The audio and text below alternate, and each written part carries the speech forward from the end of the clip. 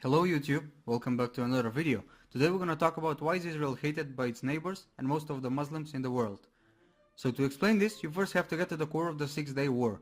If you don't know anything or know very little, I'd suggest watching my other video explaining this conflict. Right? We're good. If you look at Israel on a map, depending on which map you're looking at, the number of countries bordering Israel might be 4 or 5. The fifth country or non-country we want to focus on is the territory known as Palestine or the West Bank. Basically, after all these countries gained their independence from former world powers like France and Britain, Israel proclaimed independence on the 14th of May 1948 in the territory known as Mandatory Palestine before the British mandate expired.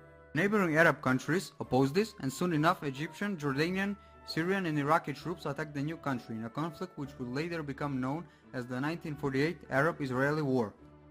A truce was signed in 1949, but by then Israel had retained its independence and increased its land area by almost 50% compared to the 1947 UN partition plan. The Jews in Europe had recently experienced a genocide attempt by Nazi Germany, so this meant that Jews from all over the world would emigrate to the new state. And as it was expected, many Jews from throughout the world settled in Israel. During the following years, most of the Jewish population of the Arab world were expelled from their respective countries, and as it happened, many Arabs fled what was then Israel as well. But as probably most of us know, this so-called peace didn't last, and in June 1967, Lebanon, Syria, Iraq, Jordan and Egypt, supported by other Arab and Muslim countries, invaded Israel. Note that at this time the West Bank was territory of Jordan. This was called the 6-Day War. The war lasted for, you've guessed it, 6 days. The result was a decisive victory for Israel. It not only managed to hold off, but also managed to push back the invading forces. By the end of the war, Israel controlled the West Bank, Gaza, all of the Sinai Peninsula, and Golan Heights, which was part of Syria. In an agreement, Israel returned the Sinai Peninsula to Egypt, but kept Golan Heights, Gaza, and the West Bank.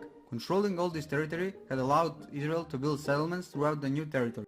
The most controversial is the West Bank, because there are around 3 million Palestinian Arabs living there. And what Israel has done is move Israelis to these new settlements and has intimidated Arabs in order to make them emigrate to neighboring Arab states. Israel and the Palestinian National Authority reached several agreements, known as the Oslo Accords. According to these agreements, the West Bank, with the exception of East Jerusalem, was divided in areas A, B and C.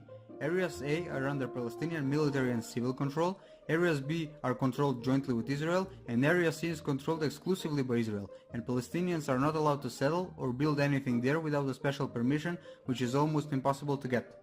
And even though Areas A are ruled exclusively by Palestine, Israeli military incursions are an often sight. East Jerusalem has been united with the West and is called the undivided eternal capital of Israel. Palestine also claims Jerusalem to be their capital, so you get where this is going. With the recent recognition of Jerusalem as the Israeli capital by the United States, these incursions have even turned to heavy violence. Gaza is today ruled by Hamas, but they had a reconciliation deal with Fatah, which controls areas A and B in the West Bank, and it is unknown what will happen in the future.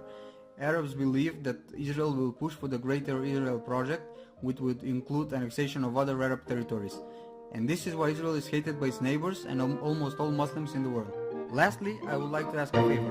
If you like this video and want me to do more, I will leave my Patreon profile in the description, so go there and leave a donation, whatever you can spare. It would really help me get new equipment to make better quality content. And that's it for this video. Rate it, share it if you like it, leave an opinion in the comment section. And if you want to get more content like this, make a request in the comment section and I'll probably pick the request with the most likes. But don't forget to subscribe and enable the notifications in order to know when the next video is available. See you next time.